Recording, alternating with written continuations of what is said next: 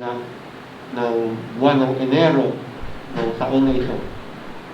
At hinihiling namin o Diyos na nawa patuloy na ilagay nyo sa aming mga puso ang mga prinsipyo at mga katotohanan na ito. Nang sa gayon ay ito ay mag-ugat at mamunga para ho, Panginoon, sa paglakad namin na may kabanalan at nang sa gayon ay mabigyan kayo, Panginoon, ng kaluwalhatian. Tunay na sa tuwing ang inyong mga anak ay lumalakad nang merong pagsunod sa inyong kalooban, kayo ay nabibigyan ng kaluwalhatian. Kaya, Panginoon, nawa, ganun din ang mangyari sa umagang ito, na hindi lamang ito maging isang karagdagan sa aming mga nalalaman na, kung hindi ito ay maging kapangyarihan muli upang mabago ang aming mga buhay para ho sa inyong kaluwalhatian. Kayo lamang siya maitaas at sa inyo ay muli ho namin ibinabalik ang lahat ng papurit pagsamba. Sa ngalan ni Jesus, Amen and Amen. Sa sunod na slide ho natin, before we jump into the main text, para ito ay himayin ho natin, meron hong dalawang mahalagang mga terminology na binabanggit dito si Apostol Pablo. At yung una ho ay yung term na law, or the law of God, na kung saan dito ho sa unang apat na verses ay in fact ito ay nabanggit na ng maraming beses, and even up to the first 4 verses of chapter 8. So simula chapter 7 hanggang unang apat na mga talata sa chapter 8, humigit kumulang ho ay 24 times na ito ho ay nabanggit. So ibig sabihin, ito ho yung parang pinaka-focus sa thread ng message ni Apostol Pablo dito. Gayun din ang salitang commandments o mga utos, na kung saan sa Griego ay ang salitang entole, na ang pakahulugan ay an order or charge issued by a superior. 6 na beses binanggit sa kabanata ng Romans chapter 7 ang salitang commandment. Pag sinabi hong commandment dito, ang pangunahing tinutukoy ni Pablo ay ang 10 kautusan. Bagamat meron pa hong mga ibang commandments, ngunit sila ay mga offshoot na lamang o mga branching out of the 10 Commandments, pero ang 10 Commandments ho ang pinaka-pundasyon ng iba pang mga naging batas ng Panginoon Diyos. Kaya ho, pagka binabanggit ni Paul ang salitang commandment dito, ay minsan ito'y kanyang binabanggit with a mind, with a thinking na sila ho ay synonymous sa batas or the law. Ngayon, mahalaga hong makita natin na pag sinabing law, hindi ho ito mga suggestions or options na pwede mong gawin, or kung ayaw mo naman, hindi mo gagawin. Parang katulad ng halimbawa sa mga traffic rules sa ating bansa. Hindi ho sila mga suggestion. Pagka ikaw ay nag-drive at nakita mo na nakalagay na ron ay red doon sa traffic light, hindi ho yung sinasuggest ng traffic rules na nasa iyo ngayon kung gusto mong mag-stop o gusto mong magtuloy-tuloy. Hindi ho, yun ay isang batas na kinakailangan po sumunod ang lahat ng mga motorista. Ang batas ng Panginoon ay lalo hong mas seryoso when it comes to understanding, making us understand rather, na hindi siya isang suwestyon or isang bagay na pwede mong gawin o ayaw gawin. Kung gusto ho nating mamuhay ng matuwid At para ho sa kanyang kaluwalhatian, kinakailangan mataas ang ating pagbibigay ng respeto sa utos ng Diyos. Hindi siya, ulitin ko, isang suggestion o isang advice, siya ho ay isang command, utos. Kaya ho, merong authority ang mga commandment ng Panginoon na walang ibang response na hinihingi ang Diyos maliban lamang sa pagsunod. Absolute obedience to God's law. Ngayon ho, ang law ng Panginoon, babalikan natin yung Old Testament, ay directly ibinigay ho kay Moises. Kaya si Moises ho ang tinatawag din na law giver, kung inyong naalala. Pinasa ng Diyos o ang batas ay nagmula of course sa Diyos. He is the very source. Pero ipinasa kay Moses, siya ho ang lawgiver in a sense na ipinasa naman niya sa bayan ng Hudyo yung mga batas na ito na nagmula sa Diyos. At ito ho ay naka-record sa aklat ng Exodo, Levitico at Deuteronomio. Okay? So yun ho yung mga batas na kinoconsider ng mga Israelites from Exodus, Leviticus, and Deuteronomy. Ngayon ho, pag sinabi ho nating law, para hindi ho tayo ma-confuse, para hindi ho natin maramdaman na parang it's a complicated relationship with the law, tandaan ho natin na mayroong tatlong uri ng law na ginawa ang Diyos. Okay? So yung una ho, in the next slide, makikita natin yung una ay the moral law. So ano ho yung moral law? Ito ay binigay para malaman natin paano mamuhay ng mayroong kabanalan. Para ma-pursue natin yung tinatawag na personal holiness. At ito ho ay nakaugat at ang pinakapundasyon nito ay walang iba kung hindi ang 10 utos.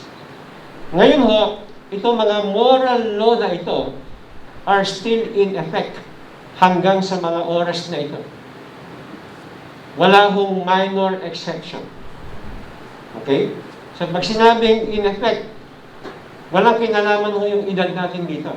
Whether bata ka, o ikaw ay 99 years old na, lahat ng ito ay still in effect in your life, in my life. Halimbawa ho, sa New Testament, sinasabi ni Pablo na ang mga bata sa Ephesians chapter 6 ay kinakailangan sumunod sa kanilang mga magulang. Kinakailangan nilang galangin, i-honor ang kanilang mga magulang. At ito ay isang quotation ni Paul, or rather isang quotation na kinuha o hiniram ni Pablo sa Exodus chapter 20, verse 12. Hanggang ngayon, kinakailangan pa rin nating i-honor ang ating mga magulang. Regardless of their character, regardless of how they behave, or how they raise us up, sinasabi ng Bible, in our hearts, we still need to honor our parents. Ephesians 6, verse 4. So, ang moral law are still in effect today. Ibig sabihin, kinakailangan pa rin sundin. Kinakailangan pa rin, as a Christian, you must tell the truth. Di ba, sabi ng Old Testament, you shall not make any false testimony or do not lie.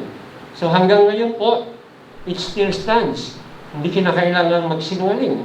Kinakailangan magsabi ng totoo. Binanggit niya ng Panginoon sa Matthew 5:37.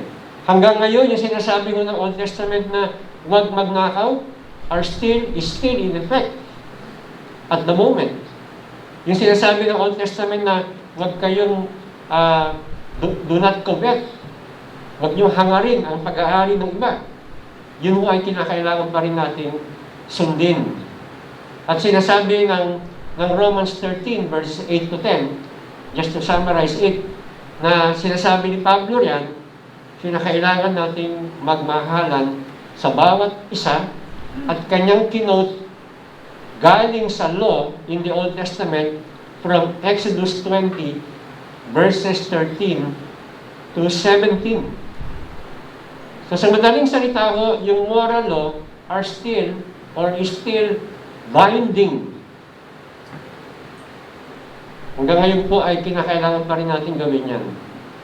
Halimbawa, yung sinabi ng Bible sa Exodus 20 na you shall have no other gods. So it's still binding. Pag sinabi ng Bible na we should not take the Lord's name in vain. Hanggang ngayon po, kinakailangan gawin pa rin po natin yan. Yung sinasabi ng Bible na huwag kang gagawa ng mga Diyos-Diyosan to aid, if you're trying to aid your worship sa Panginoon Diyos, pinagbabawal mo yun. Hanggang ngayon ho ay pinagbabawal pa rin mo yan. So, these moral commandments ng Panginoon Diyos are still in effect and binding upon the people of God. Nagkaroon lang ho ng transition doon sa fourth commandment, yung you shall keep the Sabbath day holy. Nagkaroon po ng bagong meaning yun and bagong application ho yun nung dumating na ang Panginoong Jesucristo. And in fact, doon tayo papasok sa second law, yung tinatawag na ceremonial law. Okay, next slide po yan. So, the ceremonial law, ano yung unang law? Yung moral law. Pangalawa, ceremonial law.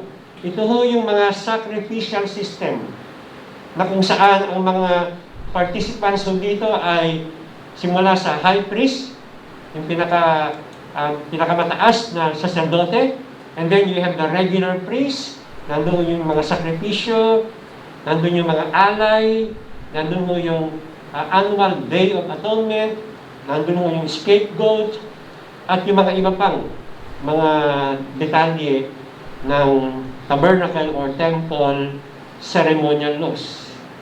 Ngayon ho, ang ceremonial law ay naganap na o tinupad na ng buhay at pagkamatay ng ating Panginoong Jesucristo. So, nung dumating si Kristo, nung siya ay namatay at nabuhay na, ano ho ang nangyari sa ceremonial law? Ito ho ay totally na-abolish na. Wala na ho siya. It is no longer in effect today.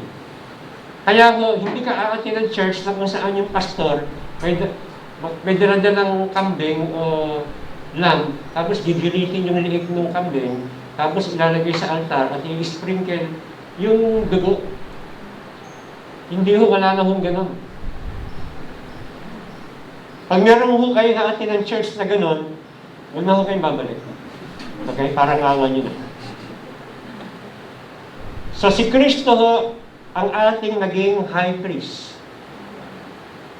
Yung mga high priest at yung mga priest in the Old Testament ho, when you study the book of Hebrews, sila ho ay they come and go.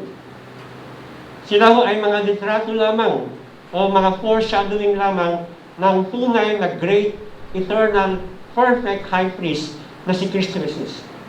At syempre ho, ang maganda ho riyan, hindi lang siya yung high priest, siya rin ang naging sacrificial lamb. So it was a dual role na ginawa ni Kristo. Because no one can do that role. Walang qualified na gumawa na maging perfect high priest at maging perfect sacrificial lamb.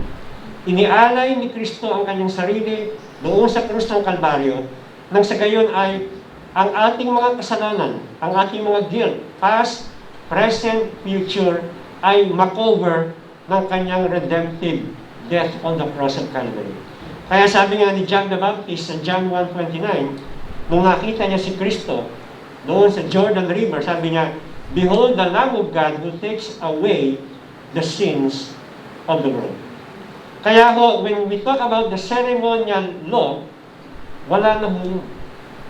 At bahagi ho ng tinatawag na pagkakaroon ng transition dito, and a new meaning, and a new application, and a new practice is the Sabbath day. Kaya ngayon ho, in the New Covenant, or in the New Testament, hindi nga ho ginagawa yung pagkalinggo ay ikaw ay nasa bahay lang, hindi ka pwedeng mag-alaga ng hayop kasi that is work. Hindi ka pwedeng lumabas ng bahay, na mag-travel, hindi ka pwedeng pumunta sa restaurant para kumain with your family. Yun ho ay mga restrictions noong Old Testament. Kaya wala silang ibang gagawin kundi nasa bahay na sila. Period. Any work na kanilang gagawin, kaya nga si Kristo nung merong nahulog na tupa, you remember, sa isang hole, at tinatry na ginamit niya po na na picture kasi meron siyang pinagaling, remember? Meron siyang pinagaling ng isang taong may sakit. Kaya ginamit yun ng mga religious leaders para sabihin sa kanya na ikaw ay nagbe-break ng Sabbath mo. Pero sabi niya na you are always looking at the letter of the law, you are not focusing on the spirit of the law. Paano naman kung halimbawa on the Sabbath day, yung iyong tupa ay nahulog sa isang butas?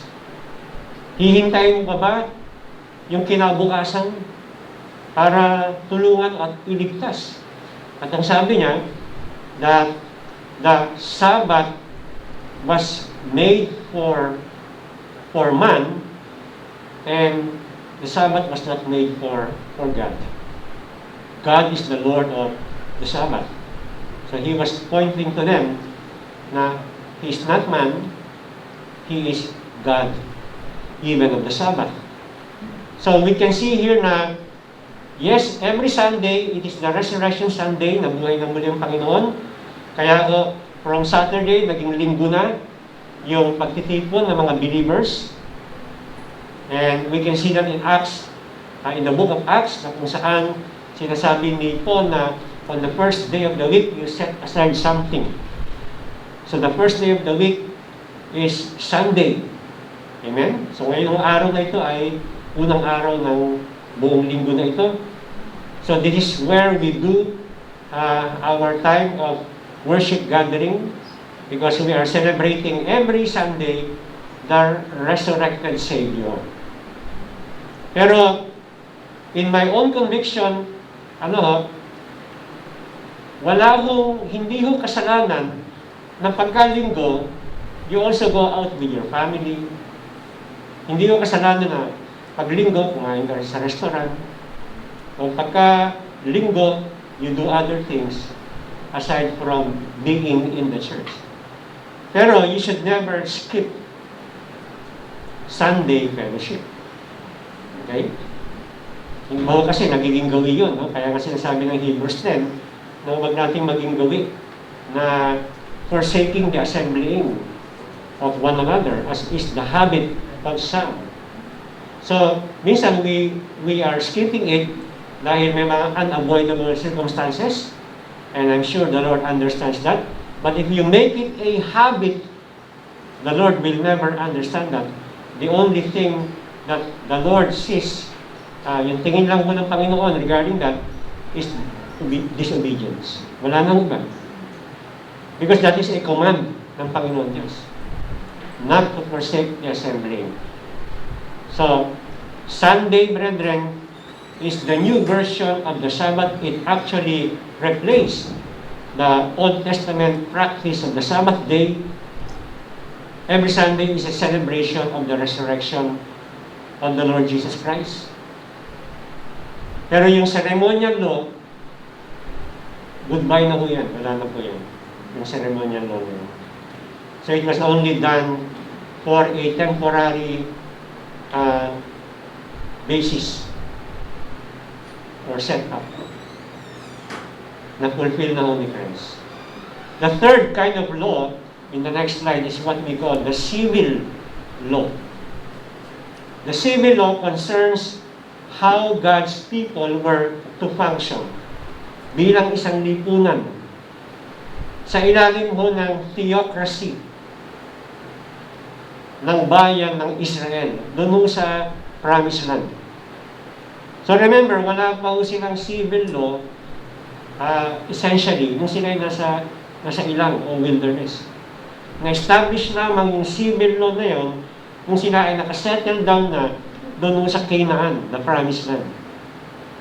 Kaya ho, yung bahagi ng law na yan is no longer binding upon believers outside the promised land. Remember, una-una, yung sa kanilang theocracy, ang kanilang hari ang Diyos. Di ba?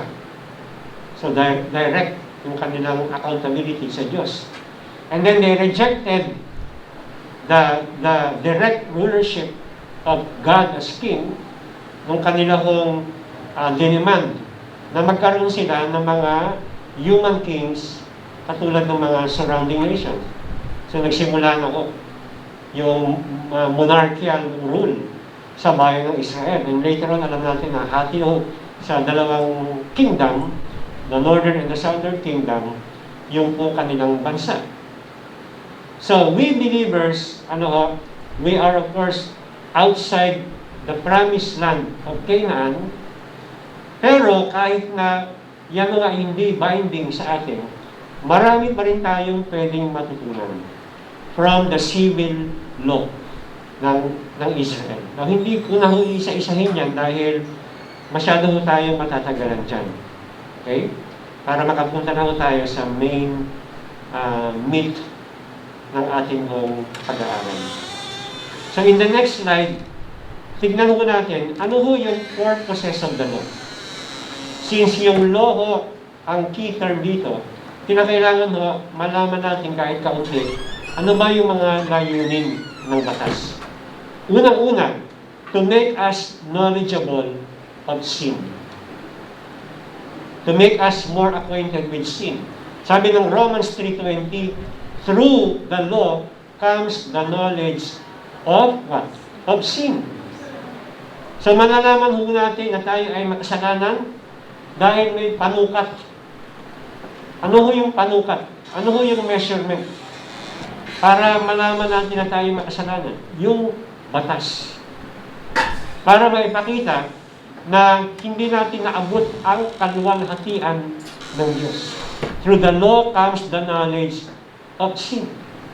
Kaya nga ho, maganda na pag-aralan mo yung style of evangelism din na ang gagamitin mo to evangelize yung hindi Christian o yung kausap mong sinishare mo ng gospel, gamitin mo yung law.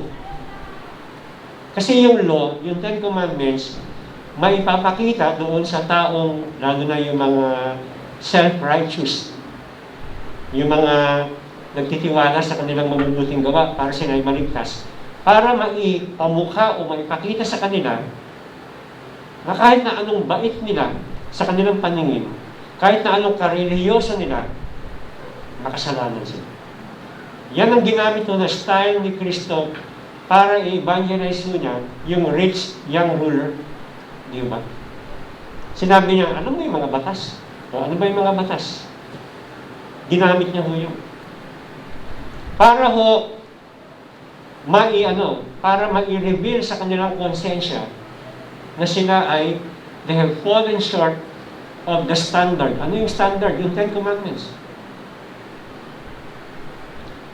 And because of that, they have fallen short of what would glorify God. What would glorify God is a perfect adherence to the law of God, which no one has ever accomplished. Si Kristo lang ho nakagawa niya. Kaya ho, maraming mga tao na pagka kinausap mo tungkol sa gospel, mamimiloso po. Mga intellectual. Gagamitin yung kanilang mga skills na magaling mamiloso po. I'm sure naka-encounter na kayo ng mga ganung tao. Pero, hindi sila makakatakas kapag inanong mo na yung batas sa kanila. Pag sinabi mo na ikaw ba'y nakapagsinungaling na? Alam naman sabihin nilang hindi. Di lalo na naman silang sinungaling. Ang sagot nila ay, syempre naman. So, anong sabi ng Ten Commandments? Thou shalt not lie.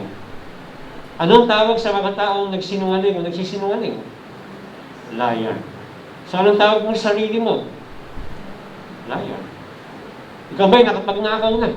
Kahit konti lang. Simula nung maliit ka, wala silang lusot. Anong tawag sa mga nagnanakaw? Thief or robber. So, how do you call yourself? A thief. Ikaw ba'y nangalunya na? Sabi niya, ay hindi. Pero itong sabi ng Bible, ang sino man tumingin sa babae na may pagnanasa sa kanyang puso ay had already committed with her adultery. Ikaw ba ay nilapastangan mo, magulang mo, ikaw ba ay may mga time na hindi mo ginalang o nirespeto o sinunod ang iyong mga magulang? So, hindi mo kinakailangan kompletuhin yung Ten Commandments para ma-realize ng taong kausap mo na siya ay makasalanan because the law, through the law, comes the knowledge of sin. And you will tell that person na dahil ikaw, ako ay makasalanan sangayon sa measurement standard ng batas, we are all guilty. Na tayo ay guilty. Yan ang verdict ng Panginoon sa atin. Hindi yan verdict ng sino man. Verdict ng Panginoon Diyos. Siya yung pinaka-divine and perfect judge na nagsasabi na tayong lahat ay guilty because we have broken the law. And if we have broken even one of the laws, you have broken the whole law. Why? Because God does not look at you as you are a minor sinner kasi isa lang ang na-break mong law and the other person beside you is a major sinner kasi na-break niya yung majority ng law. Hindi ganun ang categorization ng Panginoon Diyos sa mga tao. So you do not look a little better than the person beside you dahil isa lang ang law na na-break mo. Ang category ng Panginoon ay isa lamang. Romans 3:23. For all have sinned and fallen short of the glory of God. Kaya walang taong pwedeng magmalaki na ang na-break ko lang na law, yung you shall not tell a lie. Ang na-break ko lang na law, yung number 1, yung you shall have no other gods before me. Doesn't really matter sa harapan ng Diyos. You break one, you break all. So, kaya mahalaga ho na even when you are sharing the gospel to people, pwede nyo gamitin yung style ng are you a good person test na tinatawag using the Ten Commandments. Now, the second use of the law, next slide, was to establish law and order in society. So, alam naman natin na walang maaring makasurvive na society kung walang mga established law. Tama? Pag walang established law, magkakaroon ho ba ng peace and order sa isang lipunan? Wala. No matter how educated people are, kahit lahat ng tao ay naka-doctorate degree, kung walang pinatutupad na batas, wala hong peace, wala hong order. Kinakailangan meron ng standard na tinitingala, nirespeto ang isang lipunan. Para alam niya, essentially, kung ano ang tama at kung ano rin naman ang pagkakamali. At ang batas na to ay nakapundasyon ho sa moral law ng Panginoon Diyos. Kahit na, halimbawa, ang Pilipinas is not a real or a genuine Christian nation, kinakailangan meron pa rin mga nakaset na standard kung ano ang tama at kung ano ang mali. Okay? Para ho ma-establish ang tahanan, yung mga workplace, with all truthfulness and honesty based on the moral law ng Panginoon Diyos, which we have mentioned based on the Ten Commandments. Sumunod ho na gamit ng batas, next slide, ay para mabigyan ng gabay ang mga mananampalataya kung paano mamuhay bilang mga Kristiyano. Kaya ho, ito ay mahalaga dahil we are under the program of sanctification. We are a work in progress through the power of the Holy Spirit, through the power of God's Word in our lives, but with our participation, of course. Kinakailangan mong umati ng church, kinakailangan magbasa ng Bible, kinakailangan mong manalangin lagi, kinakailangan mong makipag-fellowship, kinakailangan mong maging faithful in your stewardship of time, of the material resources, kinakailangan mong maging involved sa evangelism. Bahagi ho yan ng participation mo in sanctification. Kaya ho, yung law was here, or is here, brethren, para tayo ho ay gabayan. Sinasabi ng James na ang batas ay parang isang salamin. Pagka hindi mo ipinopos, if you only glance at the Word of God, pagka ikaw ay, parang ini-scan mo lang yung Word of God, walang mangyayari. Hindi mo mailalagay sa puso mo. Kinakailangan ikubli mo yan sa iyong puso. Your word have I hidden in my heart that I might not sin against you. So hindi lang yun parang nagbabasa ka lang ng dyaryo, nagbabasa ka lang ng isang novel. No, that is God's love letter to us as believers. Because God wants us to walk in personal holiness. Ang lahat ho ng benchmark ng isang tunay na Kristiyano ay makikita ho natin sa salita ng Panginoon Diyos. It reveals how we live a life that honors our God. Pang-apat ho, na gamit ng batas, it gives the knowledge of God. Kaya nagbibigay mo sa atin ng pagkakilala sa Diyos. Sa batas ho, makikita natin that God is sovereign. Pag sinabing God is sovereign through the law, ini-impose ng Diyos ang batas sa atin. Because God is the highest being, because God is perfect in His ways, yung kanyang mga utos has complete authority over the lives of every person. Kaya every time you see the law of God, you will never forget that He is the sovereign God. Every time you see the law of God, what else can you see? Or what else can you learn tungkol sa Diyos? Makikita mo ang kabanalan ng Diyos. Amen? Yung kabanalan ng Diyos na nagsasabi sa iyo na huwag kang magkaroon ng ibang Diyos. Sinasabi sa iyo na huwag kang magsinungaling, na huwag kang magnakaw, na huwag kang mangalunya, na huwag kang maghangad ng hindi sa iyo, na huwag kang pumatay. You see there, brethren, the holiness of God. God distinguishes what is good and what is evil.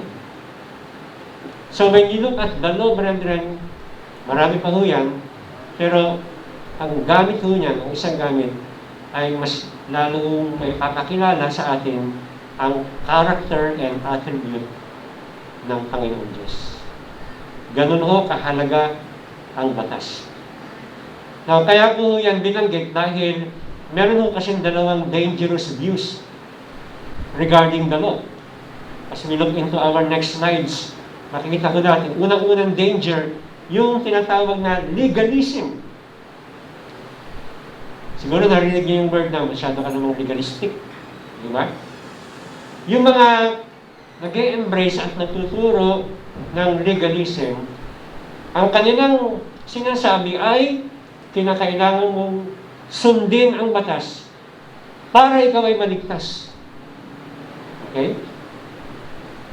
Nakita na ho natin yan sa mga nakaraang pag-aaral natin ng Roma na kung saan yan ay pinuna ni Pablo at pinatunayan niya na hindi kinakailangang sundin mo ang batas upang ikaw ay maligtas o para ikaw ay malinis sa iyong mga kasalanan at mapunta sa langit.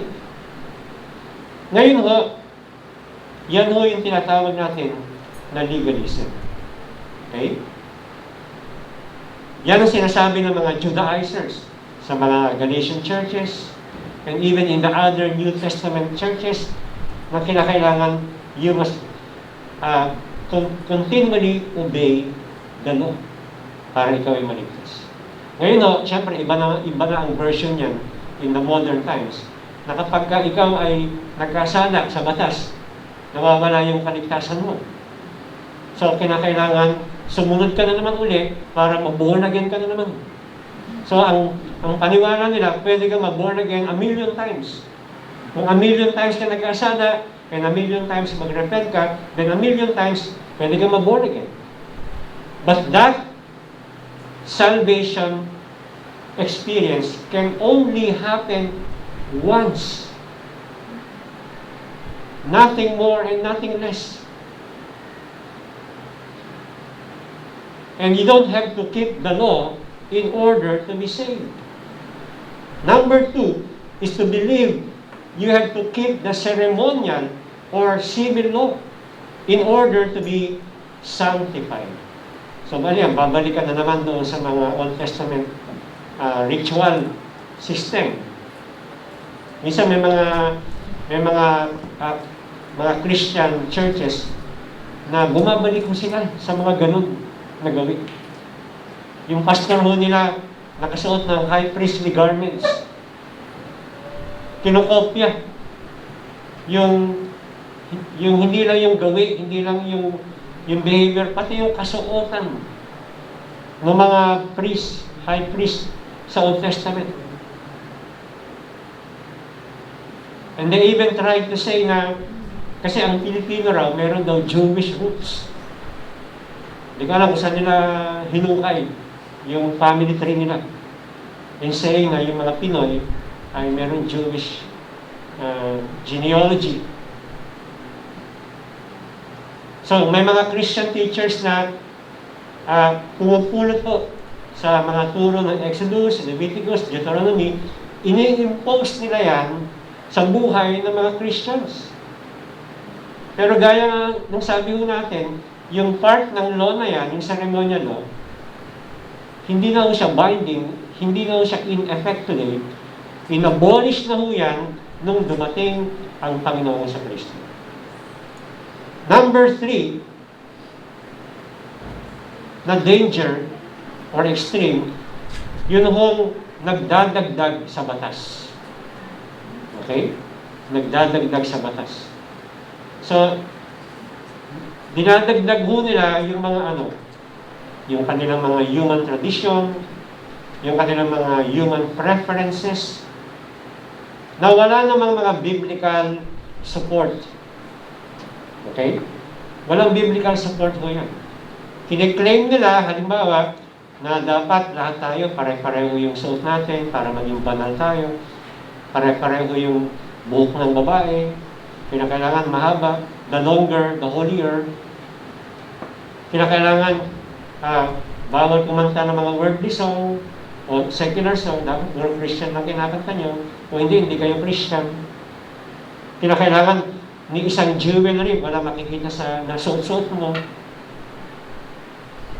Pero wala silang explicit biblical text para isubstantiate yung kanilang mga claims na ito. Lahat po ito ay bahagi ng legalism na tinatawag.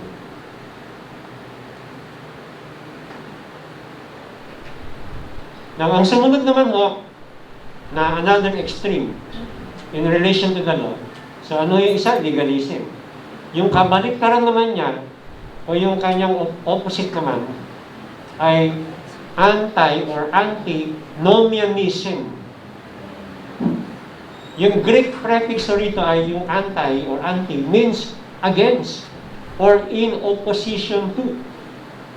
Yung Greek word naman ng nomian ay translated sa English na batas, law. So, yung antinomianism, ang kahulugan niyan, ay yung tao ay galit or against the law. So, nasa kabilang spectrum ho siya. He is against the moral law.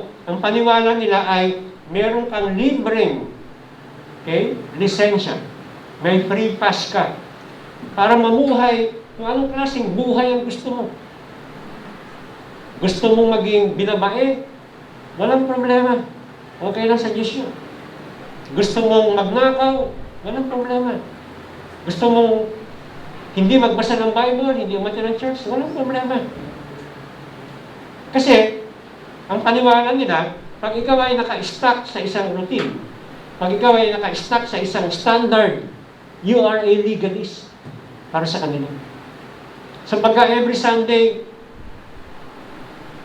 ikaw ay umaattend ng church, legalist ka. Pag araw-araw ikaw ay nagbabasa ng Bible, ikaw ay legalist. Alam nyo, pag ganun ang understanding natin, lahat po tayo legalist. Pag ikaw ay sumusunod sa isang routine. Halimbawa, pag ikaw ay gumigising sa umaga, naghihilamos ka araw-araw, di legalist tayo. At ikaw ay nagtututbrush, after kumain, ay di legalist ka rin. At ini-start up mo yung makina ng iyong motor o ng iyong kotse tuwing umaga, ay di legalist ka rin pa. Wala akong kinalaman to actually sa routine o sa mga regular na ginagawa mo. Ang usapan dito, bakit mo ginagawa yung mga bagay na yun? So halimbawa, kung nagbabasa ka ng Bible, kung ang paniwala mo ay ang pagbabasa ng Bible on a regular basis, ay makakatulong sa iyo para lalo mong makilala ang Panginoon Diyos at masunod mo ang kanyang kalooban, you are not a legalist. Pero kung ikaw ay nagbabasa ng Bible, dahil ang paniwala mo ay yan ang magliligtas sa iyo, at ikaw ay hindi pupunta ng impyerno dahil nagbabasa ka ng Bible, then you become a legalist. Dahil isinama mo na siya sa mga commands na wala naman sa Bible, isinama mo na siya, idinagdag mo na yung tradisyon ng pagbasa ng Biblia na makakatulong sa iyong kaligtasan. Makakatulong siya sa iyong sanctification, hindi sa iyong justification.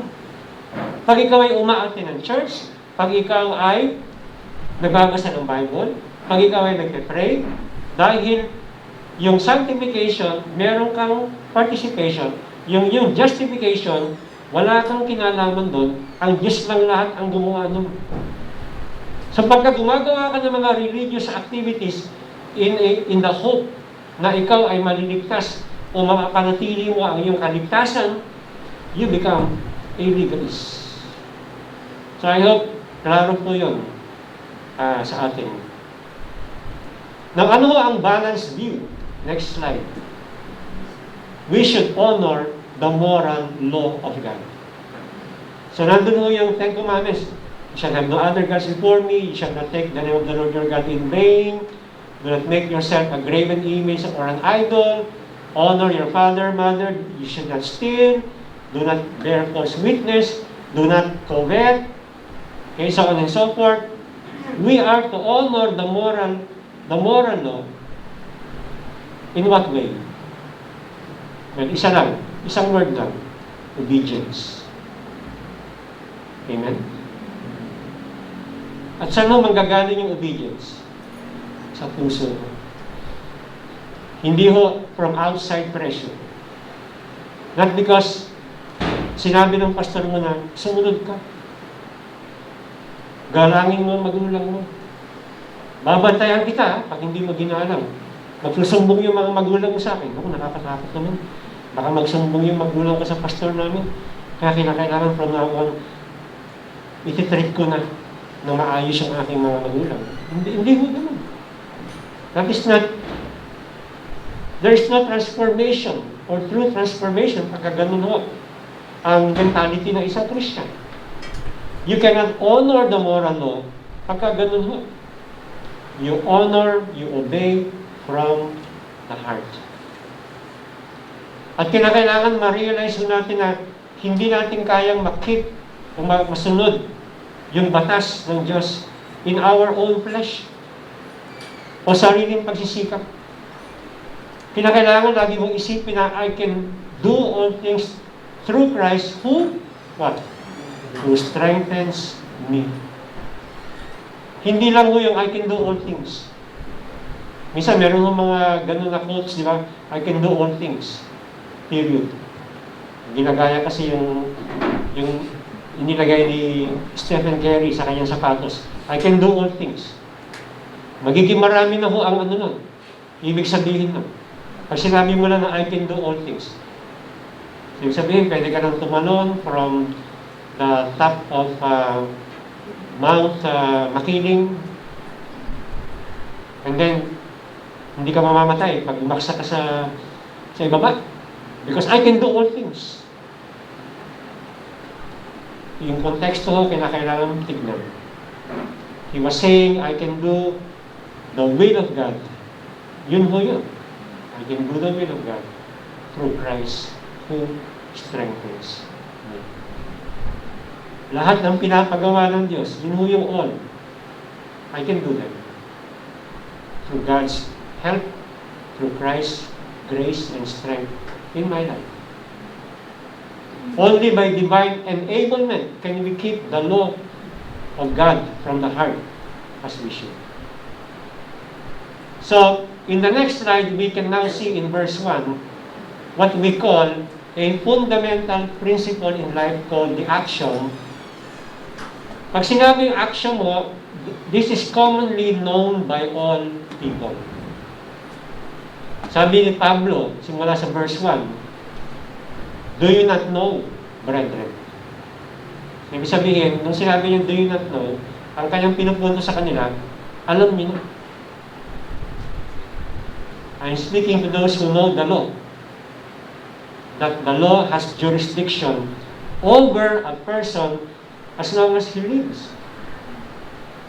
So it's common knowledge. Mamaya makikita ko natin yung halimbawa niya. So nung in-address ni Paul, yung mga taga-Roma, sinabi niyang, brethren, siyempre ang tinutukoy niya rito, yung mga ligtas, yung mga mananampalataya. And then when he speaks of the law, sa unang talata, ang kanyang tinutukoy dito ay hindi lamang yung Mosaic law na nasa Exodus, Leviticus, and Deuteronomy, kung hindi yung mga general laws ng society na bilang isang Roman citizen ay alam na nila at alam nila na yun ay required sa kanila na ipatupad, to keep the law. Okay, yun ngayon nasa mind dito ni Paul sa verse 1. Alam nyo na yung batas, kaya nga it is an action. Principle in life that is commonly known by all people. So as Roman citizens, yung kanyang mga readers, alam nila yung batas na kinakailangan ipatupad as under the Roman government. So the question Paul asks is actually a rhetorical question. And the answer is yes. Alam nila. Kaya sabi niya rito, has jurisdiction. Yung batas ho ay merong jurisdiction. So comes from the same root word as Lord. May authority.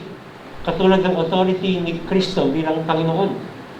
So, merong dominion, merong rule, merong exercising of lordship over a citizen. So, in-establish ni Pablo rito, yung alam na nila na ang batas, and in this case, yung batas ng Roma, ay merong authority over their lives. Kaya ang bawat mamamayan ay meron pong binding obligation. Halimbawa, tayo bilang mga Pilipino, meron tayong binding obligasyon na sumunod sa batas ng Pilipinas. Meron tayong obligation na kung, halimbawa, taga Laguna, yung mga ordinansya, di ba, ng ating home probinsya, ay meron po tayong obligasyon na ipamuhay. Na huwag salansangin yung mga batas na yan. So habang nabubuhay naman po tayo bilang mga tao o bilang mga Christian, kasi tayo ay dual citizenship. Amen? Citizens of the Philippines nga triple pa. Yung iba, meron ding green visa, green card ba tawag na? So, triple. In the spiritual aspect, we are citizens of heaven, sabi ng Biblia. Then, the law of heaven is binding upon all of us. In Romans 13:1, sinasabi ni Paul na ang Diyos ang nag-establish ng bawat gobyerno, na mga opisyalis, siya ang naglagay. Oo, tayo ang nag-cast ng votes, pero sa kaduluduluhan, ang Diyos pa rin ang nag-aalis, siya ang naglalagay, sabi ng Daniel. Kaya itong mga ministers na ito ng gobyerno ay inilagay ng Diyos for what purpose? For the common good of its citizens. Kahit na halimbawa ang isang gobyerno ay maraming pagkukulang o maaaring may mga corruption na nangyayari sa bawat mga gobyerno ng mga nagdaan or even the present, it is better to have a government than not to have any government at all. Do you agree with me? Gusto niyo walang gobyerno? Mag-iibang bayan na lang ako kung i-abolish nyo ang ganong klaseng patakaran. Gusto ko ang isang bansa may gobyerno. Whether you totally agree or whether you love that person na nangunguna, mas maganda may gobyerno. God has established government for the common good of each citizen. At tayo ay mayroong obligasyon hanggat tayo nabubuhay. The only time na mawawala ang ating obligasyon sa ating gobyerno ay pag tayo ay wala na sa mundo nito. Parang halimbawa, kung ikaw ay napatunayang nagnakaw at ikaw ay ikukulong, nakatulang ka na, nag-guilty, kukulong ka na, kaso namatay ka bago ka dalhin sa kulungan. Alam ka namang yung bangkay mo, ikukulong ka. Kung ikaw ay nakatulang ng 50 years, namatay ka, natagin ka sa puso, yung bangkay mo ba dadalhin sa kulungan para pagbayaran yung mga nagawa mong kasalanan against the government? Wala naman. You are freed from the law. Malaya ka na sa batas dahil patay ka na. At mamaya makikita ho natin yung legal principle na yan na ini-illustrate ni Paul sa mga sa isang analogy na kanyang ituturo. Okay? So he begins with the legal action. Na habang ikaw ay humihinga, ikaw ay nasa ilalim ng isang batas. Sumunod ho, in the next slide, which is in verses 2 to 3, we will now see the analogy of marriage. Sabi ko ng verse 2, for the married woman is bound by law to her husband while he is living. But if her husband dies, pag mamatay na, ano kung mangyayari?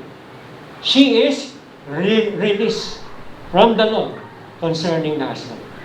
Verse 3, so then, if while her husband is living, buhay pa, and then she is joined to another man, ano ho magiging pagkakasala niya dito?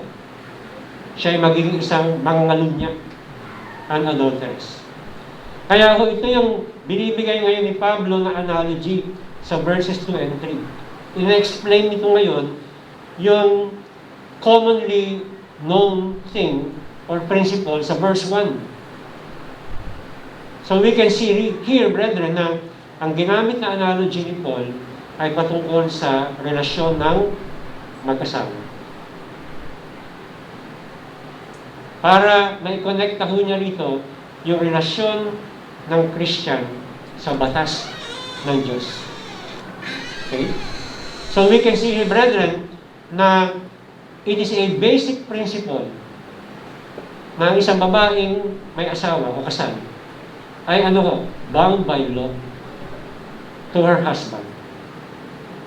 Kaya nga in the wedding ceremony, alam natin, narinig natin lagi yan, na what God has joined together, let no man put asunder, till death do them part.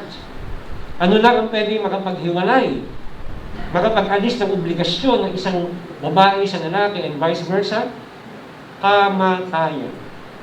Wala nang iba.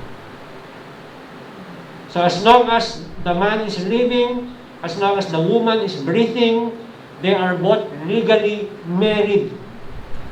Siyempre, meron mong mga, alam natin, may mga qualifications na dito, pero wala mo tayong time na banggitin yan in detail. Pero siyempre, papasok po dyan, siyempre, yung adultery, yung strange departure ng any of the participating married persons rather, para magkaroon ng pagpapawalang visa, no, ng kanilang kasal. Pero binanggit ko lang mo yan in passing. Pero outside of those things, brethren, ay pagka namatay na yung asawa, yung babae ho, ibig sabihin, malayo na ho siya. Di ba? Malayo na ho siya sa batas. Kaya pwede na rin ho siyang mag-remarry. Okay? Nasa kanya yun kung gusto niyang magpakasal ulit. So sinasabi ni Paul, if while her husband is living, nabubuhay pa, siya ay makisama sa ibang lalaki, makakasala siya ng pangalan niya. She shall be called an adulteress. So the phrase, so then, sa verse 3, ang ibig sabihin nun, na gumagawa ng konklusyon si Pablo sa kanyang analogy in the previous verse, yung verse 2. So pag iniwan niya yung kanyang asawa at mag-asawa ng ibang lalaki, habang nabubuhay yung kanyang asawang lalaki, mali yun dahil siya ay still legally married to her husband. At siya nga ay magiging mangalun niya. So napaka-empatiko ni Paul dito na yung babae ay nakatali sa ilalim ng batas. Kaya habang siya ay nabubuhay, siya ay kasal sa kanyang asawa. Again, with yung mga factors na nabanggit ko, but outside of those factors, brethren, they remain under the law. Hindi lang mag-asawa. Kaya, sabi ni Paul, having died to the law, we are now joined to Jesus Christ, which produces fruit for God in the Spirit. Ngayon ho, God does not free us from the law para magawa ho natin yung gusto natin. Datapwat, tayo ay kanyang pinalaya sa batas. Pinalaya sa batas, Romans 7:4, that we might be joined to another. Sino yung another na yun? Ang Panginoong Kristo. Si Kristo na siyang nabuhay mula sa mga patay. Nang sa gayon ay tayo ay mamunga para sa kaluwalhatian ng Diyos. Kaya nga in-restate lang ni Paul in a medyo slightly different way lang in verse 6. Sinabi niya, this release from the law enables us to serve in newness of the Spirit. Yung word na serve has the idea of slavery na siya na pag-aralan na ho natin. No? We now have a new master. We are under a new master. Tayo ay naglilingkod na sa Kanya in the newness of the Spirit.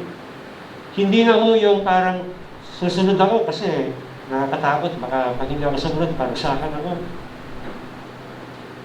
Kaya nga yung relasyon mo sa Panginoon ay hindi lamang isang slave. Kasi yung slave, they only follow out of fear. Amen?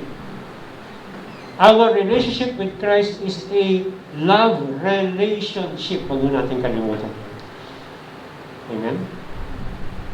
It is a love relationship. You follow out of gladness kasi ang tingin mo sa Diyos, He is your ultimate lover. And you love Him to the utmost. So ano man ang paggawa ng Diyos sa iyo, ginagawa mong may kasiyahan. Kasi may pagmamahal. It is a love relationship. Hindi lang isang alipin. Alam niyo, sa batas noon ng, in the Old Testament, pag nakapagsilbi na ng 7 taon yung slave, binibigyan ho sila sa kanilang batas ng pagpipili ng choice. Pwede na ho nilang iwanan yung kanilang mga master. They can be set free. Pero meron ding choice sila na manatili. At alam niyo ho, sino yung mga nananatili? Kasi they have learned to love from the heart yung kanilang master. Kasi siguro yung master nila, mabait, mapagmahal, hindi salbahe. And there are some, if not many, na mga slaves na pinipili ho nila na hindi na umalis after 7 years. Manatili na lang. Dahil parang naramdaman nila, bahagi na sila ng pamilya. Naramdaman nila yung pagmamahal, na tutunan din nilang mahalin in return yung kanilang master. In our relationship with Christ, gaya na sabi ko, it is more than a slave-master relationship. Sinasabi ni Christ na a slave does not know what his master is doing. But I call you what? I call you friends. Aking mga kaibigan. It is a love relationship. Our union with the risen Savior through the power of the indwelling Holy Spirit, brethren, makes us love Him. Kaya nasabi ng Romans 5, di ba? For the love of God has been what? Has been poured out into our hearts through the Holy Spirit. So our union with Christ, brethren, is a transforming relationship. Napakaganda. Dati ho, we were enslaved to sin. We were under the condemnation and power of the law. Pero sabi ho ng Romans 7:6, ngunit ngayon, kayo ay napalaya na sa batas. Having died to that by which we were bound. Dati ho, umaasa tayo sa batas na ililigtas tayo. Dati umaasa tayo sa batas na mapapanatili ang ating kaligtasan. Dati ho, umaasa tayo na masunod natin ang batas para tayo ay maging kalugod sa Diyos at makasakaling tayo ay tanggapin sa heaven. Narinig niyo na ho ba yan sa mga tao na I'm trying to follow God's command in the hope that when I die, tatanggapin ako ng Panginoon Diyos sa langit. You know, it breaks my heart pag nakakarinig ako ng mga taong gano'n na I'm trying my best to follow the 10 Commandments in the hope na pag ako ay kinuha na ng Panginoon Diyos, hindi ako mapupuntang impyerno, hindi sa langit. Pero, they're just hoping against hope. Wala akong pag-asa doon. We will always break the law. And when you break the law, you are under the curse of the law. And as you are under the curse of the law will prove and pronounce that you are guilty before a holy God. And the only place reserved for you and what you deserve is hell. Nothing better than that, brethren. Kaya ho, do not put your hope in the Lord. Put your hope in Christ. When you put your hope in Christ, you are released, brethren, from the power and from the curse and from the guilt of the law. And you are joined to another man who has given you new life. Kaya ho, in the next slide, Paul further advances his analogy. But if her husband dies, she is free from the law, so that she is not an adulteress, though she is joined to another man. So yung analogy rito ni Paul, na forward pa niya, ay ito kung ang asawa na lalaki namatay, yung babae ay malaya na. Sa ilalim ng batas, di ba? Pag namatay na ang asawa mo, ikaw ay single na ulit. Di ba? Or tawag sa'yo, balo. Pero, dahil doon, binibigyan ka na ulit ng kalayaan at ng karapatan ng batas. Yun ay kung gusto mo, to remarry o mag-asawa. Wag mo lang pakasalan yung driver mo. Kasi baka magkaroon ng nagkunsyaba kayo para patayin yung asawa mo. Of course, I'm just joking. Pero, if she marries habang buhay pa ang kanyang asawa, she is breaking the law. So by this analogy, Paul is giving a clear picture to help us understand yung action na binigay niya regarding the law. Now, what is the application? Next slide. We can see this in verses 4 and 5. Magbibigay ngayon ng koneksyon si Pablo habang kanyang ina-address dito yung tungkol sa sanctification in connection with our daily Christian living. Sinabi niya, you were made in verse 4. Nung sinabi niyang you were made, it is a statement of fact. Bilang mga Christians, meron hong panahon sa nakalipas nating buhay when you were made to die to the law. So binabalikan ni Pablo yung anong event, yung araw na ikaw ay na-convert kay Jesus Christ. Yung araw na ikaw ay na-convert kay Jesus Christ, yun ho yung araw, yun ho yung oras na ikaw ay napalaya sa batas. Ikaw ay namatay, so to speak, sa batas. Wala nang kapangyarihan ng batas. So the apostle were looking back, kung sinabi niyang, you were made. Looking back to when you were justified by faith in the Lord Jesus Christ. In the next slide, we see the word dead to the law. So, sa anong paraan na tayo ay namatay sa batas? Tayo ay namatay sa batas in a sense, or in the sense, that we no longer have, so yung maganda, na i-meet yung requirements nang sa gayon tayo ay maging katanggap-tanggap sa Diyos.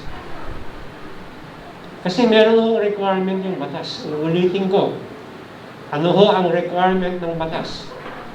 Kinakailangan masunod mo lahat ng naka-stipulate sa batas. Kaso wala nga akong makakagawa nun. Isa lang ang tao who perfectly obeyed the law for us. Sino ho siya? Walang iba kundi ang Panginoong Jesucristo.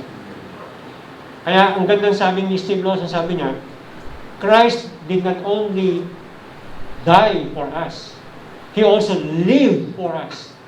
Namuhay siya for 3.5 years, or for 33.5 years, as a perfect man who perfectly obeyed the law. Because He met all the requirements of the law. When you have Christ in your life, He imputes the perfect righteousness of His life in your life, brethren. Kaya wala ka nang imimit na requirement of the law, which is perfect obedience. So you will no longer be under the curse of the law. Yun ho yung maganda ron. Christ met all the demands of the law on our behalf. It is as if ikaw yung comply sa lahat ng tinuturo ng batas. He did that on our behalf. And in order to secure our salvation, hindi lang namatay si Kristo para sa atin, pinamuhay rin niya ang perfect life para sa atin. Christ not only sacrificed Himself upon the cross for us, He also obeyed the law for us in our place. What a wonderful reality na ginawa ng Diyos ni Kristo para sa atin. In the next slide, we see in verse 5 yung mga salitang sin awakened or aroused by the law. Sabi riyan, for while we were in the flesh, the sinful passions which were aroused by the law were at work in the members of our body to bear fruit for death. Ulitin mo natin, hindi ho yung batas ang dahilan kung bakit tayo ay nagkakasala. Amen? Makasalanan na ho tayo. Bahagi na ho yan ng ating hong sistema, ng espiritu at katawan ho natin. Pero yung batas ho, ina-arouse ho niya, ina-agitate ho niya. Parang ano ho, no? Parang, halimbawa, magtimpla kayo ng kape. Let's say brewed coffee. So, naglagay kayo ng sugar, tapos binuhos niyo na yung ginawa niyong brewed coffee. Yung sugar ho, nasa ilalim nasa bottom ng cup. Merong stirrer. Yung stirrer ho, yun ang parang yun ang batas. Na in-stir niya yung pong asukal na nasa bottom para umangat at para masaturate ho yung buong coffee. Parang ganun ho yung ginawa ng batas. Kaya ho, kahit may batas, ang tao sumusuway pa rin. Bisa sabi natin, pag may batas, I'm sure, hindi na susuway yung mga yan. Gagawin na nila kung anong tama. Pero hindi. The law will stir up what is already there. Why? Because without Christ, you are rebellious. We are rebellious. Without Christ, gusto natin sariling gawa natin. Kukontrahin natin kung ano yung sinasabi ng Diyos. Pero pastor, nung hindi pa ako Christian, religyosa naman ako eh. Wala naman hong ano ron, no? Wala naman hong debate ron. So, paano mo masabi na kinokontra ko ang Diyos? Eh kung nung religious ka nung araw at wala ka kay Christ, eh bakit ka sumasamba sa mga Diyos-Diyosan? Hindi ba kinokontra mo ang Panginoon? Na sinabi na you shall have no other gods before me? Nung religyoso ka, pinagmamalaki mo, pero binabastos mo, sinasabay mo mga magulang mo, hindi ba kinokontra mo ang Diyos? Na sinasabi na honor your father and your mother? Nung pinagmamalaki mo, nung wala ka pa kay Kristo, ikaw ay napaka-religyoso na tao at hindi mo kinokontra ang Diyos. Eh bakit you are so greedy? At hinahangad mo ang mga bagay na nasa ibang mga tao. So you're breaking the law. Yun ho ang ginagawa ng batas. Ipinakikita sa atin at binubuhay yung parang mga natutulog na kasalanan na in the first place, nandyan na sa atin. But every believer was once in slavery to sin. Sinusunod niya yung kanyang old master, ang kasalanan. Namumuhay sa laman, sa ilalim ng kapangyarihan at kontrol ng sinful flesh. Kaya sinasabi ni Pablo, the sinful passions were aroused by the law. Ano ho yung mga sinful passions na yan? Nandiyan ho yung lust, yung greed, yung egotism, covetousness, yung envy. Nandiyan ho lahat. Yan ho nag-ahari nung wala pa tayo kay Kristo. So every time na sinasabi ng Old Testament, lalo na yung Ten Commandments na you shall not, you shall not, you shall not. Diba kaya kayong iba sabi nila, ayaw maging Christian kasi puro mga you shall not commands yun pag naging Christian ka. Bakit sinasabi nilang ayaw nila? Kasi puro you shall not. Kasi nga, nagre-rebelde yung sinful flesh. Kasi puro you shall not. Pero pag Christian ka na, iba na ang understanding mo. Hindi lang you shall not. Kung hindi, I shall. I shall do this, I shall follow the Lord, I shall love Him, I will serve Him. So hindi na ho puro negative. So yung law provoked and stirred up yung sinful passions. And the fact that God said that we must not do something, ano ho nangyayari? Lalo hong napoprovoke tayo. Ganun ho ang sinful flesh. Ganun ho tayo hindi pa tayo Christian. Kaya kahit na yung mga batang maliliit ho, as cute as they are, as angelic as they look, brethren, meron silang mga sinful passions. Kaya kahit sabihin mo, no, diba yan ang unang naririnig ng mga bata sa atin, no, wag, gagawin at gagawin pa rin. Wag mong kagatin yung kapatid mo, kakagatin pa rin. Wag mong suntukin, susuntukin pa rin. The simple passions, controlling every person, including little children. Next slide, the opposite.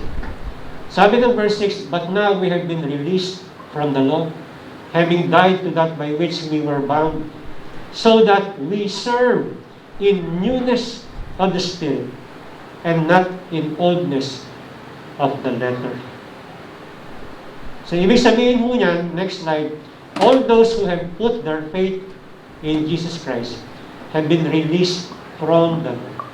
Wala na ho sila sa ilalim ng jurisdiction ng batas para sila ay ma-justify sa harapan ng Diyos. Yun ang ibig sabihin nun, ha?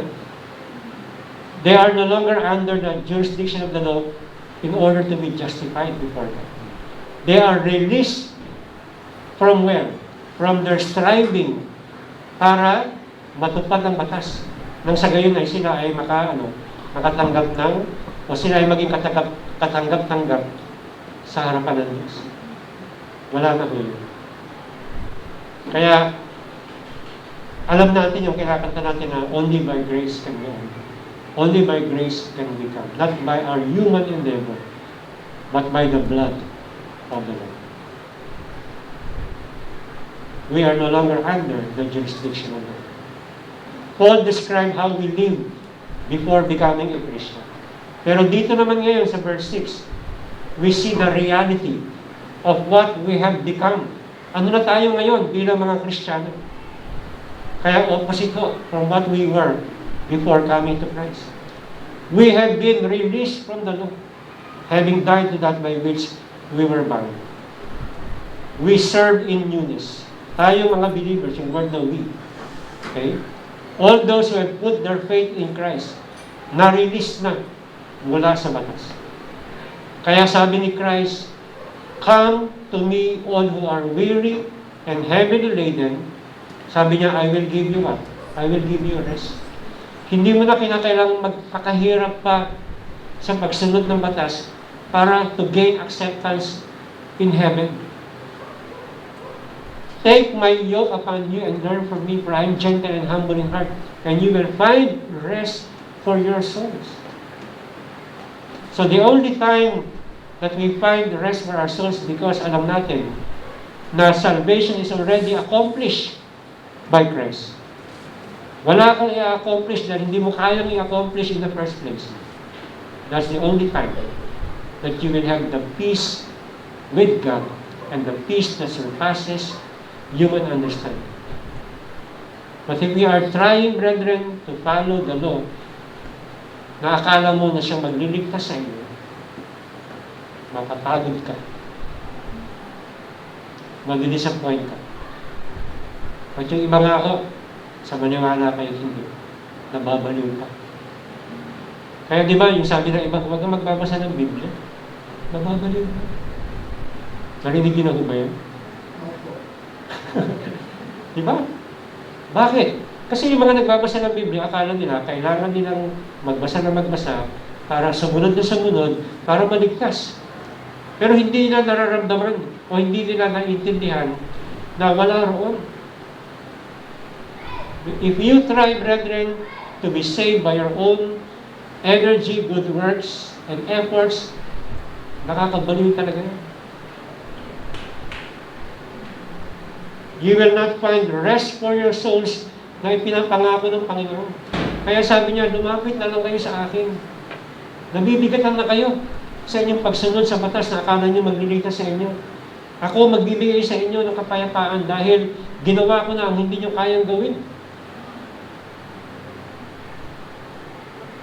Christ takes the heavy yoke of the burden of the law and the guilt of sin at pinapalitan mo niya, nire-replace niya ng kanyang yoke na mag-aarm. In reality, we become yoked with Him, life with Christ. Si Christ ang umihila ng wagon. Tayo ho, lumalakad na kasama niya in obedience to the moral law. In the next slide, okay, malapit na tayo matapos. Sabi niya, in the newness of the Spirit, having died to the law, believers can now serve Christ in newness of the Spirit and not in oldness of the letter. Maaari na ho tayong tayo ay na-release na in trying to obey the law to gain our justification. We are not freed, of course, from following the moral law. That is our obligation. Pero, we are now obeying the moral law in the newness of the Spirit, in the power of the Spirit. Pagdating ko sa chapter 8, mas lalo ko natin maintindihan din. Because chapter 8 is about life in the Spirit. But let me just say, the Holy Spirit now causes my heart na mahalin ng tunay ang Diyos. Kaya anuman ang kanyang pinapagawa, His commandments are not burdensome. Sabi ho ni John, sa 1 John chapter 3. It is not burdensome. Because your chief affection ay ang Diyos. Kaya ka sumasamba kada linggo, hindi dahil sa kinakailangan pupunta ako dito. Kasi mahal mo ang Diyos. Hindi ka na nga makapaghintay ng linggo para kasama mo yung mga ibang Christian para sumamba sa Kanya. Amen? Bakit ka umahati ng Bible study, ng prayer meeting? Kasi mahal mo ang Diyos. Kung saan mo mararamdaman o lalo mapaglilingkuran ng Panginoon Diyos, doon ka pupunta sa lugar na yun. Your soul seeks after God. As the deer pants for the waters, so my soul pants after you. Yun ang Christian. You create an environment and with the help of other believers para mas lalo mong maranasan the manifest, powerful, and sweet presence ng Panginoon. And only the indwelling Holy Spirit can do that. The Spirit of God causes you to glorify His name. Remember, the Holy Spirit's ministry is to glorify the Father and the Son. So if you have the Holy Spirit indwelling in you, yun na rin ang iyong aim sa buhay. I want to glorify you sa lahat ng aking iniisip, ginagawa. Let the words of my mouth and the meditation of my heart, sabi ni David, be acceptable unto you, O God. The Holy Spirit is leading us to a path of freedom. Not to pursue anything that we want, but to give us the ability to pursue obedience to the moral law. In conclusion, sa katapos-tapusan next slide. If you are not a Christian, you are under the condemnation of the law. But if you put your trust in Christ, who bore the curse of the law, you are released from the law and joined to a loving husband so that you can bear fruit for God. That's even better than the best of earthly marriages can be. Amen. Kaya manalangin at maganda ko tayo sa ating banal na hapunan. Diyos na buhay, maraming salamat po sa mga minuto o oras